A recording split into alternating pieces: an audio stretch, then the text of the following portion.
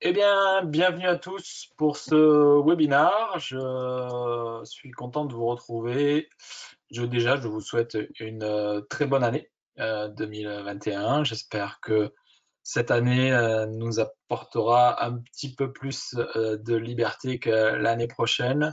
En tout cas, voilà, nous allons continuer à faire nos webinars sur la reprogrammation neuromotrice et son apport dans différentes pathologies, ainsi que des webinaires axés sur les neurosciences. Donc voilà, aujourd'hui, le thème du jour, eh bien, ça sera l'apport de la reprogrammation neuromotrice dans le syndrome fémoro-patellaire. Comme d'habitude, nous allons commencer par une petite présentation.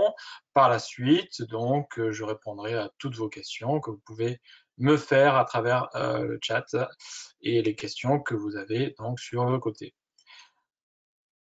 Je vais tout de suite commencer. J'espère que donc tout le monde m'entend très bien. N'hésitez pas à mettre un petit message si jamais vous avez des difficultés. Nous allons donc partir donc sur le syndrome fémoro-patellaire. Déjà quelques généralités. Donc nous allons aujourd'hui parler vraiment des douleurs antérieures au niveau de la patella. Nous allons bien sûr exclure tout ce qui est lésions périarticulaires et péripatellaires aujourd'hui pour se concentrer sur vraiment ce syndrome fémoro-patellaire et ces douleurs antérieures de la rotule, ou comme les anglo-saxons l'appellent, le tracking ou mauvais trajet de la patella. C'est un sujet qui est important puisque vous voyez sur cette étude bien que ça représente entre 25 à 40% des lésions du genou, notamment liées au sport. Donc c'est des patients que l'on retrouve fréquemment dans nos cabinets et pour lesquels des fois nous avons des difficultés sur la prise en charge avec des douleurs qui deviennent chroniques et des patients qui vont soit stagner, soit qui vont carrément sortir du parcours de soins par douleur et pour laquelle des fois on a des difficultés à proposer un traitement. Le cœur de ce que l'on va surtout parler aujourd'hui et l'apport de la reprogrammation neuromotrice, c'est la stabilité. Effectivement, hein, on le voit, la stabilisation de la rotule est indispensable du fait, comme vous voyez sur ce schéma, de la résultante des forces de traction qui s'exercent sur la rotule et qui présentent entre le tendon rotulien et le tendon patellaire une composante subluxante vers l'extérieur qui va entraîner une possible désaxation de la rotule avec soit des douleurs de frottement, soit des douleurs de pression au niveau de la rotule. La stabilité de cette rotule, eh bien, nous avons une stabilité active due au tendon quadricepital et rotulien, au muscle quadriceps, surtout le vaste médial oblique, et la bandelette iliotibiale aussi, qui vient stabiliser sur le plan externe cette rotule par son insertion. Au niveau passif, qu'est-ce qu'on va retrouver? Eh bien sûr, on va retrouver la capsule, la trochlée, les rétinaculums, le ligament patellofémoral. Et donc, on s'aperçoit que si on a une disbalance entre tous ces stabilisateurs, eh bien, on va avoir ce mauvais tracking de la patella qui va nous donner ces douleurs au niveau de cette zone antérieure de la rotule. Nous pouvons aussi avoir une problématique donc de dysfonction musculaire, comme vous pouvez le voir ici sur cette étude de 2001 qui montrait que le déficit musculaire altérait le contrôle donc neuromusculaire et la chronologie de la réponse musculaire au niveau de la rotule avec un déséquilibre dans l'activité du vaste médial et du vaste latéral. La biomécanique du membre inférieur est intéressante aussi à noter, puisque bien on le voit notamment lors des activités sportives, le positionnement de la hanche va avoir un effet sur la rotule, puisque une composante en rotation interne et adduction, comme vous pouvez le voir sur le schéma, va entraîner une diminution de l'aire de contact de l'articulation fémoro-patellaire, et donc du coup une augmentation des pressions qui peuvent être responsables de douleurs rotuliennes. Et tout ça, eh bien, c'est souvent dû à un déficit de moyens fessiers. Et c'est vrai que on le verra par la suite quand on fera le testing des inhibitions motrices. Eh bien, moi, je suis assez toujours surpris de voir que, eh bien, on trouve beaucoup de déficits de moyens fessiers qui sont pas forcément connus chez nos patients, voire même chez nos sportifs, parce que il y a beaucoup de moyens de compensation. Le corps et notamment le cerveau va chercher à compenser ce déficit avec d'autres muscles accessoires. Donc, ça peut avoir un effet, c'est que ça peut donner des douleurs à des endroits différents, mais surtout, bien, on va avoir eh bien, cette pression là sur la rotule qui va entraîner des douleurs. Et c'est vrai que voilà, il est toujours intéressant d'aller diagnostiquer ce déficit du moyen fessier, que ce soit en analytique ou en fonctionnel, eh bien parce que, comme dit très bien un de mes collègues, Paul Dorochenko, eh bien quand la hanche souffre, le genou pleure, eh bien beaucoup de pathologies du genou sont dues à un déficit de stabilité du bassin. La rééducation donc de ces syndromes fémoro-patellaires, elle va être axée sur, pour moi, au moins 3 principes. Ça va être bien de diminuer les contraintes excessives de tous les tissus mous péri-rotuliens qui pourraient déjà empêcher une bonne mobilité de la rotule. Donc là, eh bien, il va falloir travailler, que ce soit sur toutes les techniques que vous voulez, que vous utilisez dans votre boîte à outils, hein. C'est aussi bien tissulaire que musculaire, que étirement, etc. Donc voilà, le but, c'est vraiment de trouver tous les moyens pour diminuer ces contraintes.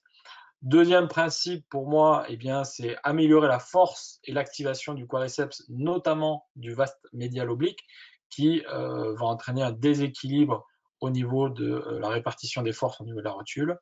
Et puis corriger bien sûr les déficits musculaires, comme on a commencé à le voir, que l'on peut retrouver sur les articulations sus et sous-jacentes.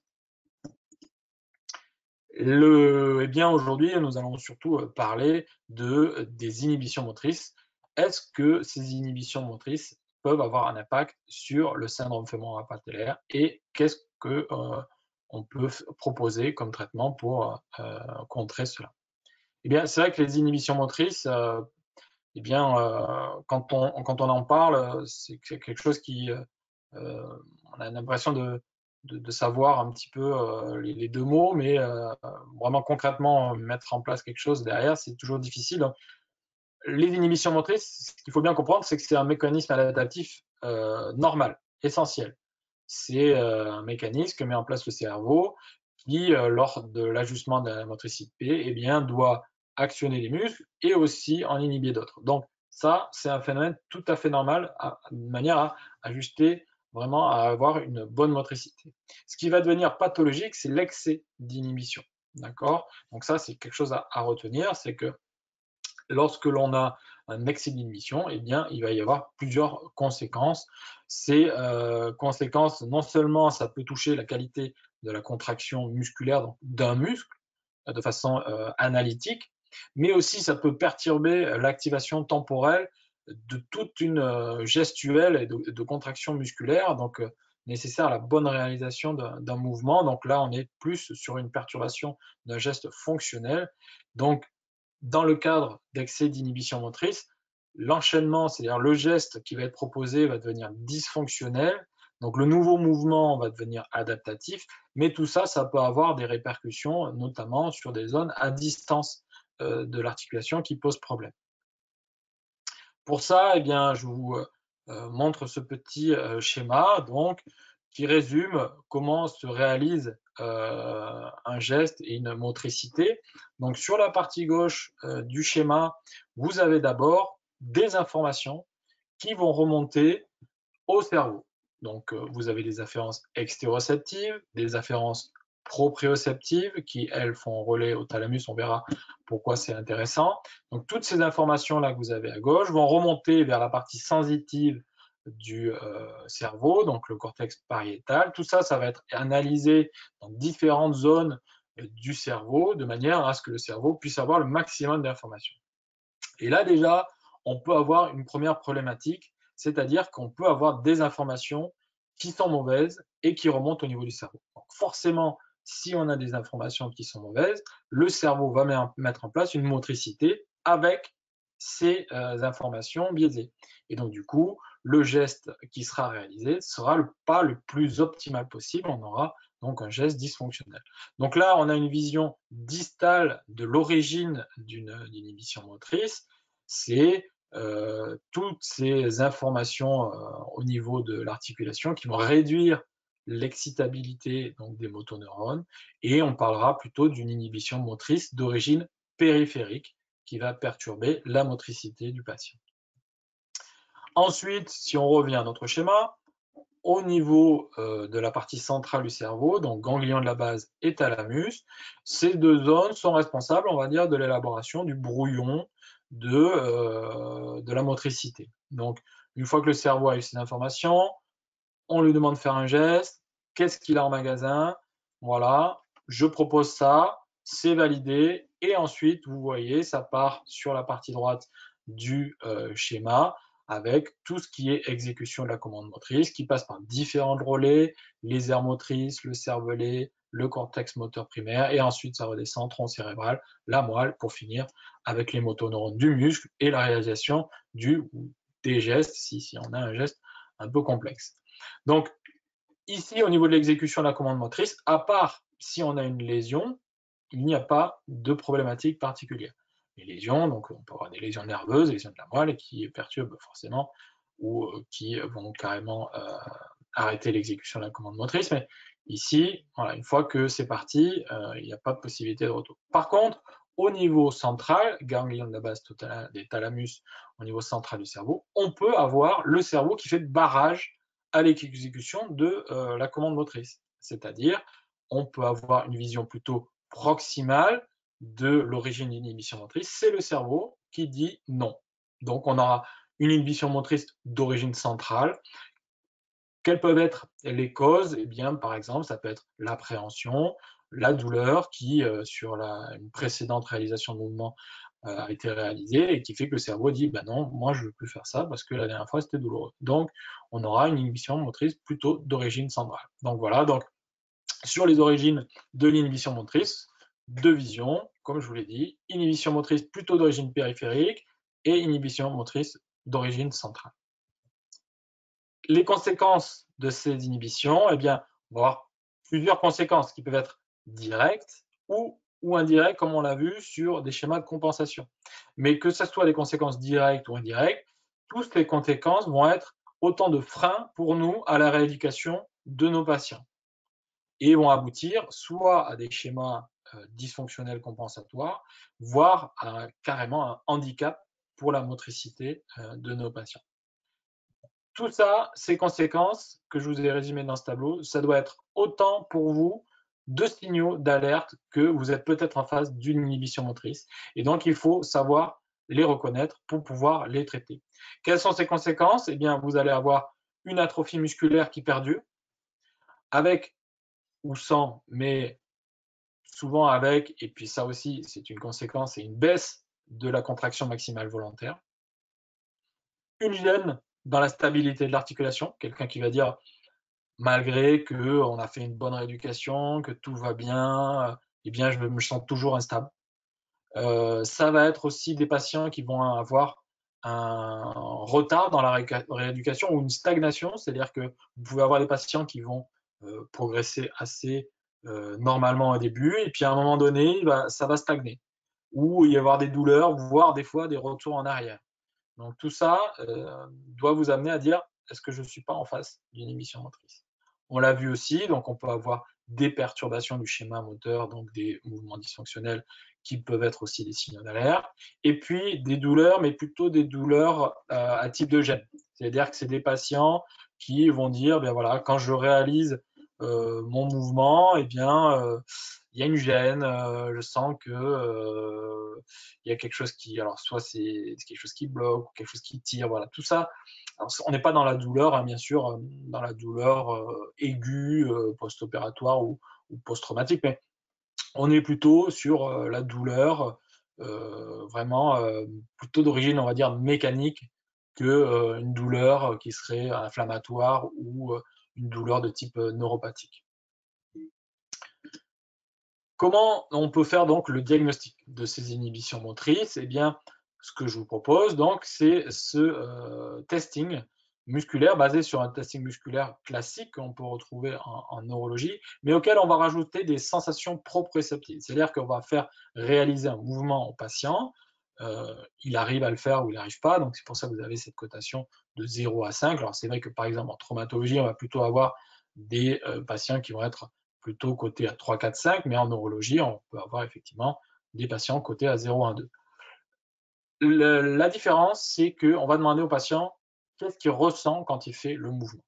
C'est-à-dire qu'on peut très bien avoir quelqu'un qui est coté à 5, qui arrive à faire le mouvement avec une résistance normale, mais qui va déclarer que de ce côté-là, je ne sens pas pareil la contraction de mon muscle, par exemple.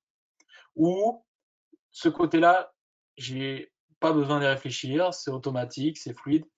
De l'autre, j'ai besoin de me concentrer et puis ma sensation n'est pas la même. Tout ça, c'est vraiment un signal qu'on est peut-être en face d'une inhibition motrice. Donc, si on revient dans le cadre de notre syndrome fémoro-patellaire, quels sont les muscles qui vont être intéressants à tester? Bien sûr, en premier, on va retrouver le quadriceps. Donc, ce qu'on peut faire, c'est 2 types de tests assez simples. Premier test, test en décubitus. Le patient est allongé. On lui demande de faire une élévation de la jambe contre résistance à environ 45 degrés d'élévation. Ce qu'on va chercher, c'est de voir le verrouillage du genou. Est-ce qu'on a quelqu'un qui va faire un verrouillage direct et monter et pousser, ou il va y avoir d'abord monter la cuisse et puis ensuite ce verrouillage qui montrerait qu'il y a un retard d'activation au niveau du quadriceps. Alors bien sûr, dans ce test-là, d'autres muscles interagissent, notamment le psoas qui est fléchisseur de hanche, mais là, on est focalisé sur qu'est-ce qui se passe au niveau du verrouillage du genou et de l'action de stabilisation du quadriceps au niveau du genou. Voilà. Bien sûr, il n'existe pas de test spécifique du vaste interne. On peut quand même essayer de cibler le vaste interne en faisant une petite rotation externe de la jambe pour qu'au niveau des sensations, le patient décrive est-ce qu'il arrive à bien sentir cette portion interne du quadriceps qui se contracte par rapport à l'autre côté. Alors bien sûr, ces tests-là sont réalisés de façon bilatérale et on demande au patient, voilà, ce côté, qu'est-ce que vous sentez? De l'autre, qu'est-ce que vous sentez? Et vous allez avoir, chez les patients qui ont une inhibition motrice, quelqu'un qui va décrire, de ce côté, je sens une certaine globalité de la contraction, c'est fort, c'est facile, c'est automatique. De l'autre, soit ils vont dire, je sens une partie, mais pas la totalité. Ou alors, il y a la partie interne qui est complètement anesthésiée, où ils ne sentent rien du tout. Donc tout ça fait qu'on est en face d'une inhibition motrice, notamment de la partie du vaste médial oblique du quadriceps. Deuxième type de test, plus classique, le patient est assis, et là, dans cette position, donc une main qui va stabiliser le genou, on va demander au patient de soit pousser contre nous pour faire une extension concentrique, soit de tendre la jambe et de résister en statique, donc on fait un break test, soit on peut faire aussi donc l'excentrique, le patient est en haut, on lui demande de me résister, mais il laisse gagner le thérapeute. Et toujours pareil, avec cette composante de sensation proprioceptive, qu'est-ce que vous sentez? Où est-ce que ça se contracte? Quelles sont les sensations? Est-ce qu'il y a une différence droite-gauche? Etc. etc. OK. Pour voir quel est l'impact au niveau fonctionnel de l'inhibition motrice que vous auriez pu trouver au niveau du quadriceps, on va faire par exemple un test dynamique, un saut unipodal vers le haut. Et là, ce qu'on va chercher à voir, c'est les différentes phases du saut, à savoir l'impulsion, la phase en l'air, la réception. Pareil, que le patient déjà décrive ses sensations. En premier, ça c'est important, faites décrire au patient vos sensations avant de vous éventuellement se focaliser sur quelque chose que vous auriez vu. Pourquoi? Parce que c'est complètement différent entre guillemets pour le cerveau du patient, c'est-à-dire que si vous avez quelque chose et que vous lui montrez ou que vous lui dites, vous allez induire au niveau du cerveau que tiens, vous avez vu, il y a un problématique. Alors que si c'est le patient qui le réalise, déjà le cerveau aura déjà fait un commencement de focalisation sur le déficit et de travail pour essayer de le réduire. Et ça, c'est vraiment important parce que c'est complètement différent. OK? Autre muscle important, comme je vous l'ai dit, au niveau de la stabilité, cette fois du bassin, eh bien, c'est le moyen fessier. Moyen fessier, moi, je vous montre directement celui plutôt que je réalise. Donc, plutôt en latéro-cubitus, le patient est positionné sur le côté. On va pousser, alors plutôt, voilà, là, au niveau du pied, je trouve que ça fait un grand bras de levier, mais plutôt, moi, sur la cuisse. Pareil, on va le tester en break test, c'est-à-dire que déjà, est-ce qu'il arrive à maintenir cette position? Et puis, on va pousser sur le membre inférieur qui est donc en l'air pour tester ce moyen fessier. Là, sur la photo, ça serait un moyen fessier à droite. Et toujours avec les sensations proprioceptives de qu'est-ce que vous sentez, où est-ce que vous sentez que ça contracte. Donc là, c'est souvent plus difficile pour le patient de le verbaliser. Autant que quadriceps, c'est assez facile de savoir où est-ce que ça se contracte. Là, le moyen fessier, les patients, ils vont avoir du mal à localiser un petit peu où est-ce que ça se situe. Donc, déjà, on fait remonter toutes les sensations proprioceptives du patient, qu'est-ce qu'il sent, et puis après, on va essayer de plutôt le focaliser. Est-ce que vous sentez quelque chose au niveau des fessiers, etc., etc. Et donc, toujours en bilatéral. Et là, honnêtement, hein, dès demain, je vous engage à tester des moyens fessiers. Vous allez voir, vous allez retrouver beaucoup, beaucoup, beaucoup de déficits de moyens fessiers. Pourquoi? Comme je l'ai dit, parce qu'il y a des moyens de compensation, notamment avec le tenseur du fascia latin. Donc c'est pour ça que sur la deuxième image, on peut fléchir le genou pour enlever cette action du TFL et donc du coup être beaucoup plus spécifique sur le moyen fessier. Voilà. Donc, une fois qu'on a fait ces diagnostics-là et qu'on a vu qu'éventuellement on était en face d'une émission motrice, voilà, ce qu'on peut éventuellement proposer, nous, eh bien, c'est avec la méthode Alien de reprogrammation neuromotrice, c'est un procédé qui va soit traiter carrément l'acquisition d'un automatisme moteur qui aurait été complètement perdu, c'est-à-dire que le patient ne sait plus du tout comment faire le mouvement. Soit il le fait, comme je vous l'ai dit, mais il le fait entre guillemets mal. Donc là, ça sera plutôt une séance sur corriger un schéma qui soit dysfonctionnel. Troisième type, possibilité de séance, ça sera une séance où on a un geste qui est déjà bon, mais on veut le rendre le plus optimal possible. Et là, on est plus sur de la gestuelle, notamment sportive, et le travail d'optimisation. Pour ça, eh bien, on va se baser sur un triptyque proprioception, donc sensation proprioceptive, qu'on aura déjà commencé à travailler dans le bilan. On va se servir aussi d'imagerie mentale et on va rajouter à cela des sons de basse fréquence. Voilà, je vous parlerai de pourquoi ces sons de basse fréquence sont intéressants dans la reprogrammation neuromotrice. Les sensations proprioceptives, donc dans un premier temps, eh bien, ce qu'on a dit, c'est qu'on a commencé à les faire remonter lors du bilan.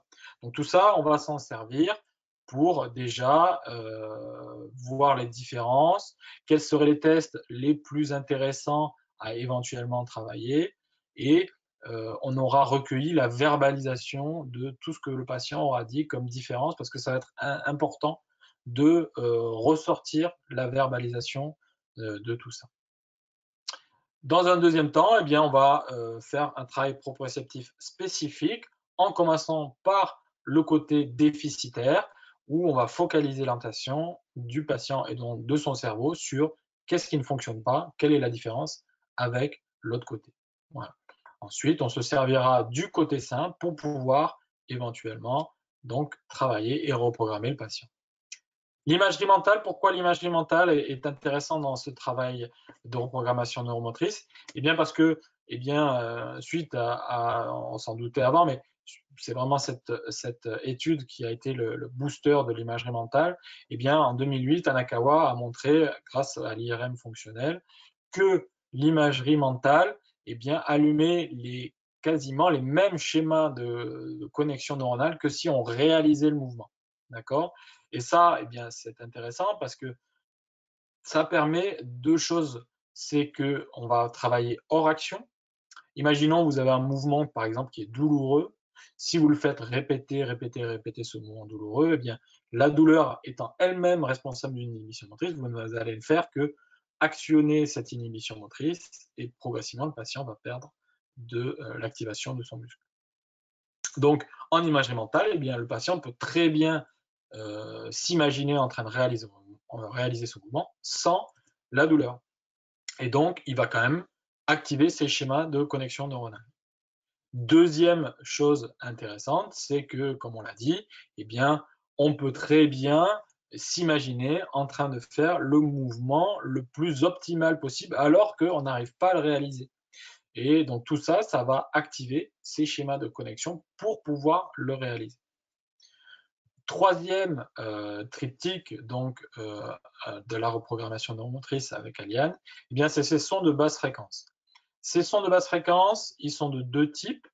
On a des sons pulsés, donc c'est des sons qui sont entre 50 et 150 Hz pour les sons pulsés. Ce sont des sons qui sont cycliques, qui vont revenir toutes les 8 secondes et qui vont permettre de mettre le cerveau du patient dans un certain état qui va améliorer la reprogrammation neuromotrice. Pourquoi? Eh bien parce que, on le sait, hein, le cerveau fonctionne avec différentes ondes, alpha, bêta, gamma, et ces sons de basse fréquence permettent de mettre le cerveau en mode alpha, dit aussi hypovigilance.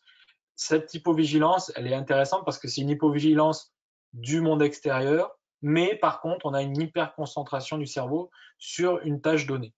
Pour vous donner un exemple d'hypovigilance, c'est je suis en train de conduire, je suis en train de penser à quelque chose, je m'aperçois que la route a défilé et que j'étais pas forcément attentif à ce qui passait parce que j'étais focalisé sur une tâche. Et bien ça, on va s'en servir pour justement ancrer quelque chose profondément au niveau du cerveau que l'on veut reprogrammer.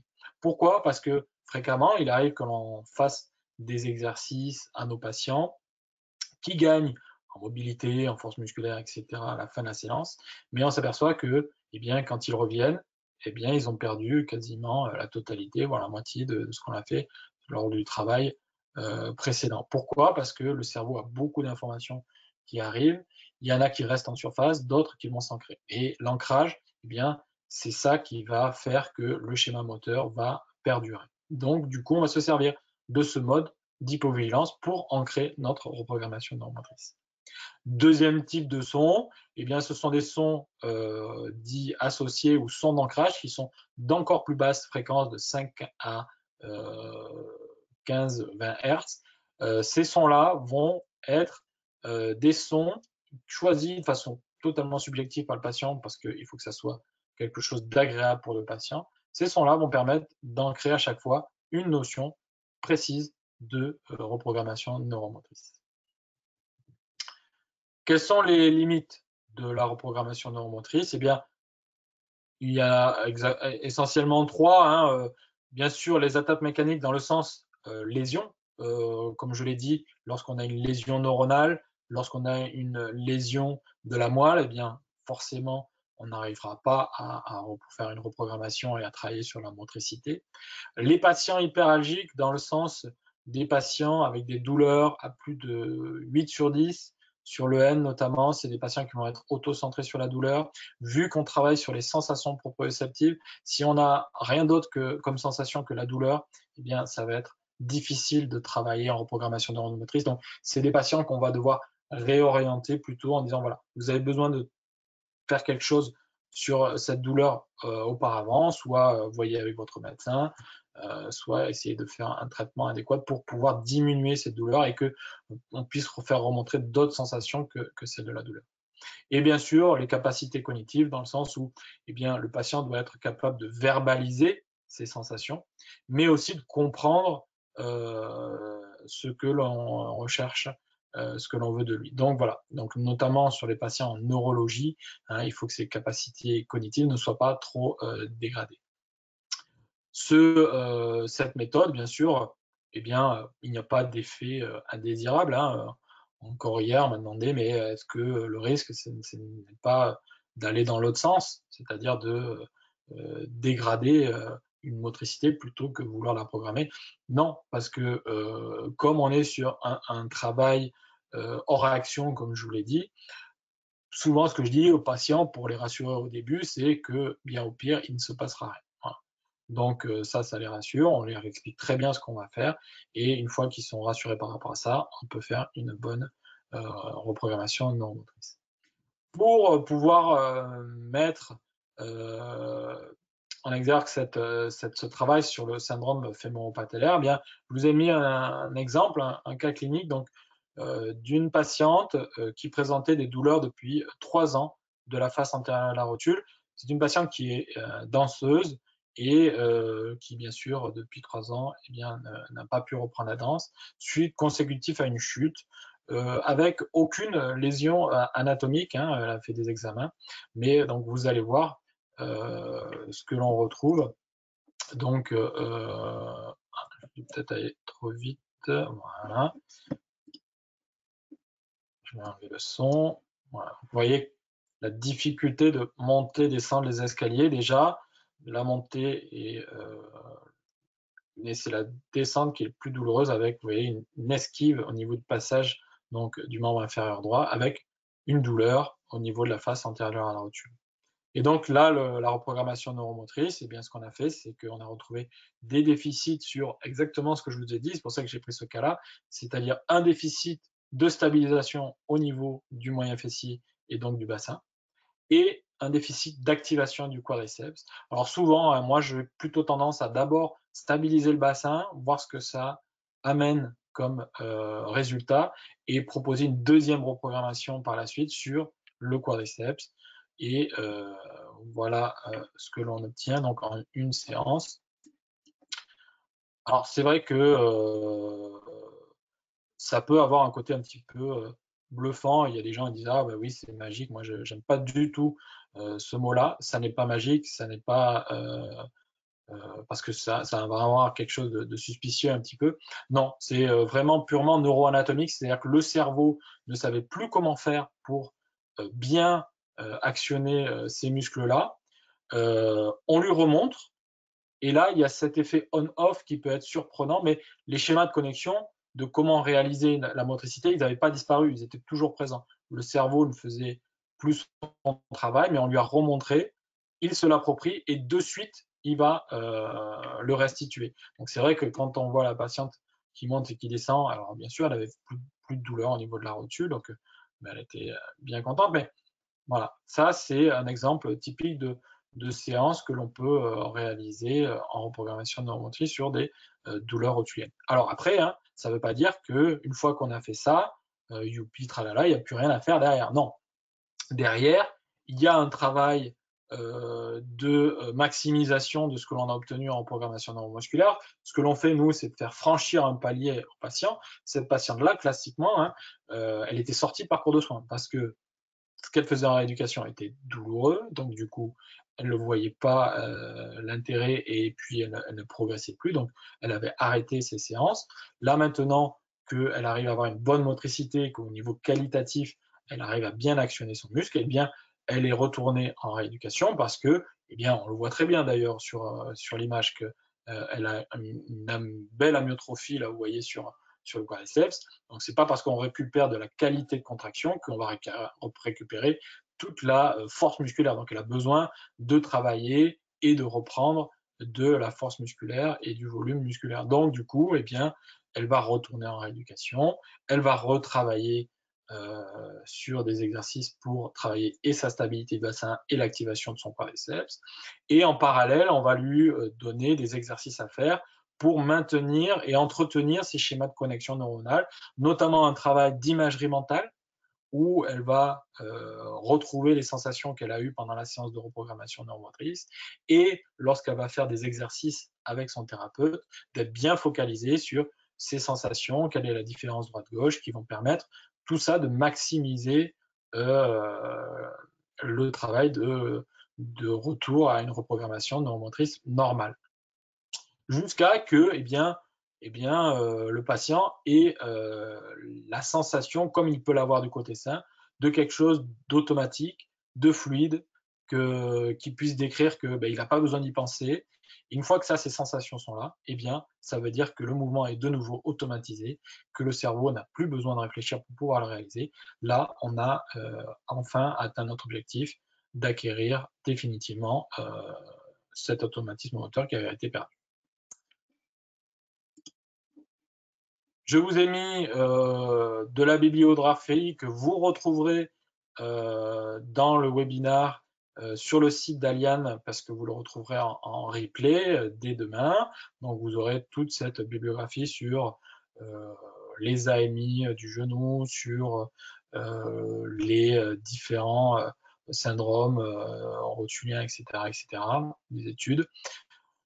Si vous êtes intéressé pour vous former sur les inhibitions motrices, ou si vous voulez devenir expert en reprogrammation neuromotrice et que vous voulez vous former, vous retrouvez sur le site Mon DPC via notre partenaire athlétique, ou sur le site d'Aliane directement toutes les informations sur les inhibitions motrices, sur les formations, etc.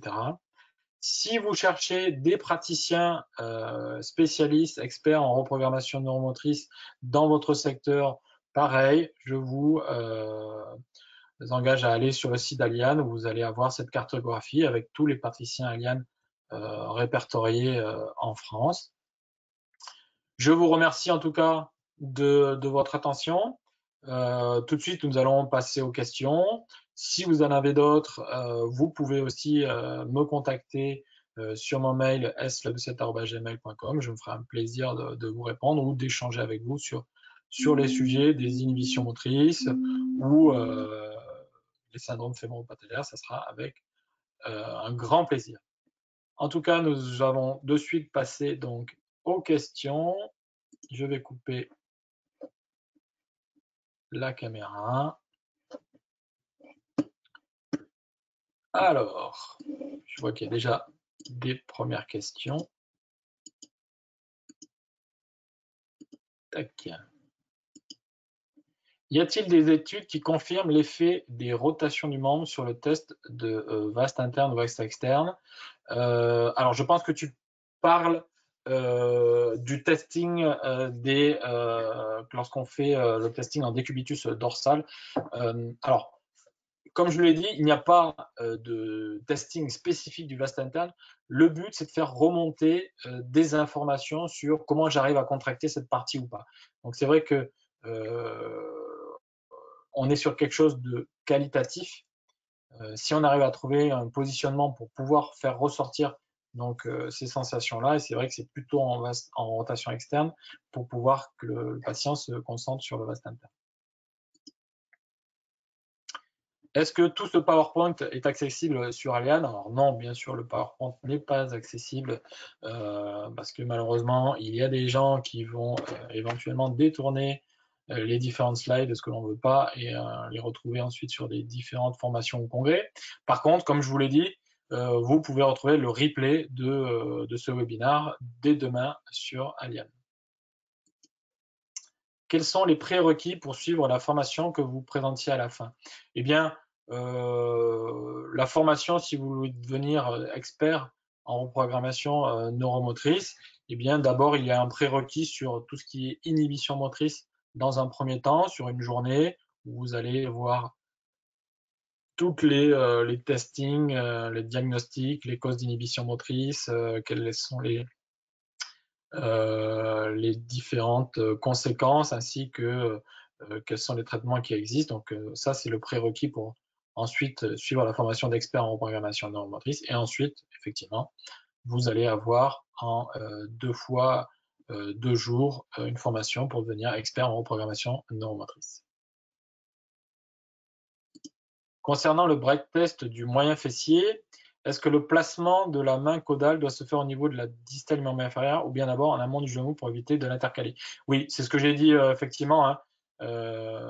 Contrairement à la photo, moi je préfère mettre ma main caudale plutôt au niveau de la cuisse pour faire le break test. Déjà, ça donne beaucoup plus de force au thérapeute. Et puis effectivement, moi j'aime pas trop ça parce que sinon on intercale le genou, on peut avoir des douleurs au niveau du genou. Donc plutôt la main caudale sur la cuisse du patient.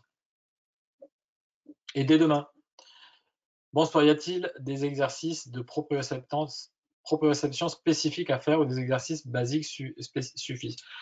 Alors ensuite, sur les exercices que le thérapeute va proposer suite à une séance de reprogrammation neuromotrice pour traiter les inhibitions motrices, eh bien, vous pouvez avoir soit des exercices déjà analytiques pour travailler comment j'arrive à contracter mon muscle.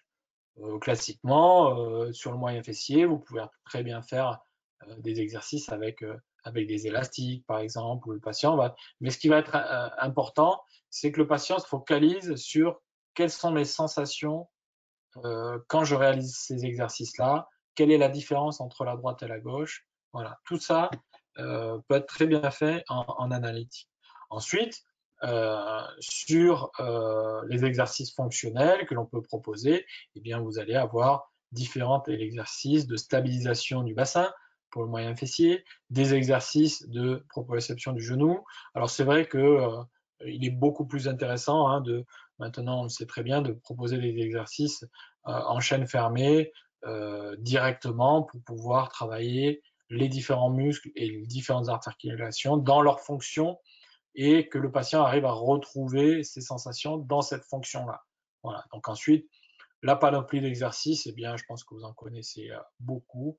L'important, comme je vous l'ai dit, c'est que le patient soit focalisé sur ses sensations. Est-ce qu'on doit obligatoirement être issu du milieu médical?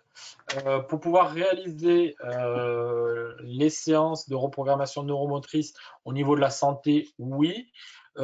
Quels thérapeutes sont formés en reprogrammation neuromotrice? Eh bien, nous avons médecins, kinés, ostéopathes. Nous avons formé aussi des ergothérapeutes. Nous avons formé aussi des podologues, mais surtout dans leur fonction donc, de travail. Ensuite, on a une partie sur la reprogrammation neuromotrice de la gestuelle qui sont proposées notamment aux préparateurs physiques pour leur travail avec leurs sportifs. La fréquence des séances par semaine va-t-elle avoir un effet sur le traitement? Alors, comme je l'ai dit, nous, le but, c'est de faire franchir un palier au patient. C'est-à-dire qu'on va le voir le patient une fois sur une séance.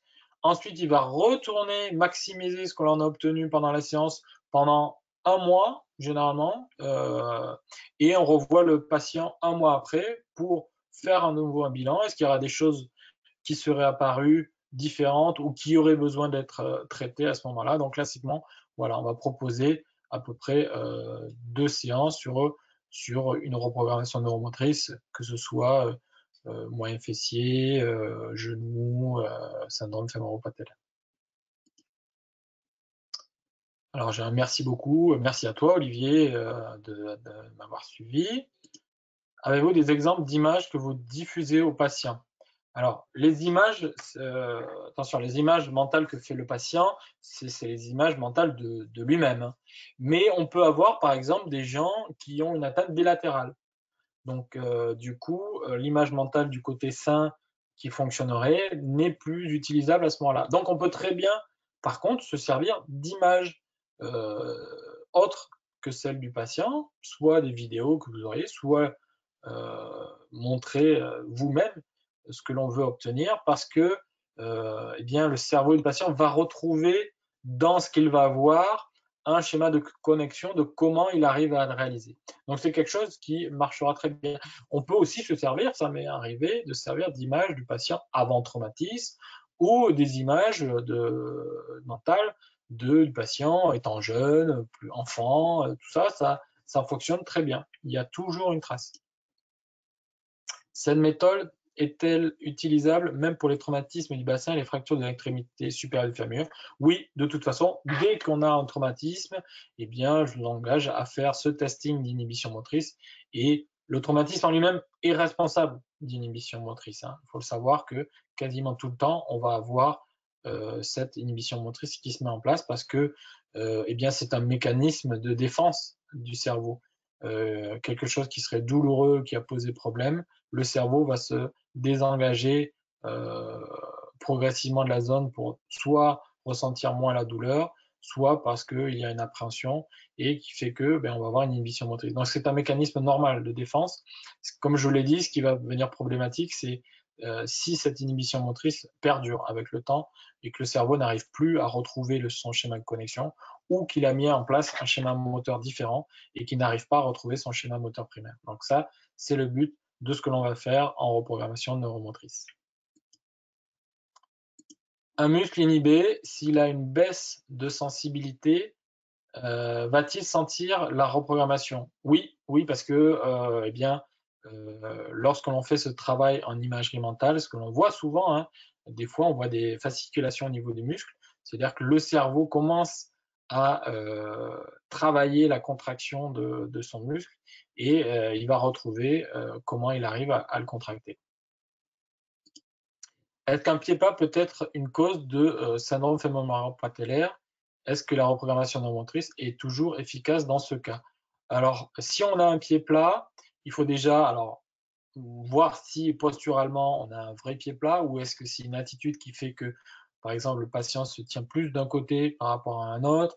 Est-ce que ce pied plat peut être dû aussi à un déficit, comme je l'ai dit, du moyen fessier et donc fait que on va se retrouver en rotation interne adduction, donc avec beaucoup plus de pression sur la partie interne du membre inférieur. Donc tout ça fait que on va de toute façon tester nos inhibitions motrices. Donc pour le pied, on peut tester les différents muscles, que ce soit tibial antérieur, tibial postérieur, les muscles fibulaires, et voir si l'on retrouve des inhibitions motrices à ce niveau-là, faire la correction et voir quels peuvent être les résultats au niveau de la fonctionnalité du patient. Merci de la part de Stéphanie, merci à toi aussi d'avoir assisté à ce webinaire. Comment peut-on obtenir une attestation de participation à ce webinaire? Alors oui, effectivement, souvent j'ai cette question-là de la part des étudiants. Je vous engage à aller directement sur le site d'Aliane et demander une attestation de participation au partenaire Aliane. Comment faire la différence entre une inhibition motrice et un déficit de force? Alors, il y a une double question. Je vais commencer par répondre à celle-là. Lorsque vous avez un déficit de force, mais que les sensations sont bonnes, que vous sentez bien qualitativement, que vous arrivez à recruter votre muscle, on n'est pas en face forcément d'une inhibition motrice. Par contre, lorsque le patient va décrire qu'il y a une différence qualitative, c'est-à-dire qu'il va sentir une partie mais pas l'autre, qu'il va sentir des tensions, des gènes, tout ça, on est en face d'une inhibition motrice. Alors, bien souvent, déficit de force, le déficit de force est lié à cette inhibition motrice, notamment en post-traumatologie. Donc, les deux sont souvent présents. Et ce que je redis et qui est à noter, c'est que ce n'est pas parce qu'on retrouve de la qualité de contraction que vous allez retrouver toute votre force. Imaginons quelqu'un qui a eu un syndrome fémoro-patellaire pendant très longtemps, comme le cas de ma patiente que je vous ai montré, qui était autour de 3 ans avec cette douleur. Eh bien, vous avez vu qu'elle avait une belle amyotrophie au niveau du quadriceps. Donc, c'est pas parce que qualitativement, elle a retrouvé de la contraction et que fonctionnellement, comme vous l'avez vu sur la vidéo, elle arrive à monter les escaliers sans douleur et quasiment sans boiterie, c'est que, mais par contre, elle n'a pas retrouvé toute sa force musculaire et elle a besoin de le travailler.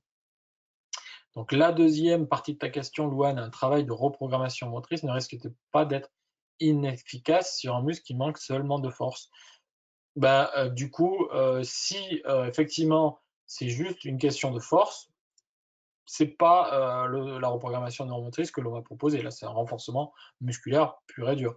Mais les patients qui viennent en séance de reprogrammation neuromotrice, souvent ils viennent parce qu'ils ont une problématique et que il y a quelque chose qui ne fonctionne pas ou ils ont des déficits qui fait ou des douleurs qui font que ils n'arrivent pas à retrouver une fonctionnalité.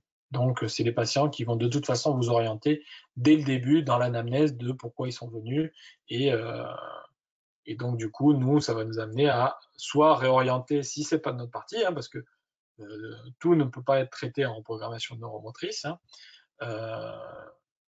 mais sinon, on va réorienter le patient vers le thérapeute adéquat. Merci Samy aussi à toi pour avoir suivi.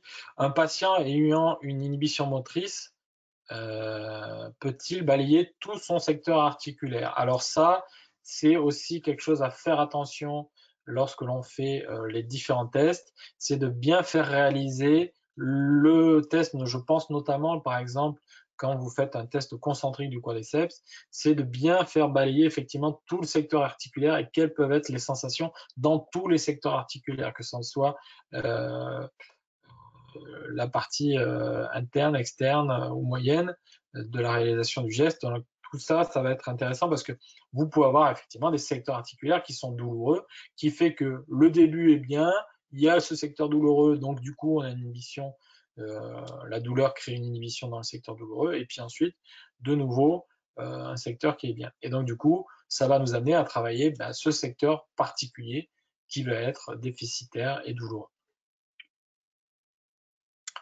Voilà, et bien écoutez, je pense que j'ai répondu à toutes les questions. Je n'en vois pas d'autres. Merci, oui, merci à toi aussi, Stéphanie, pour cette présentation.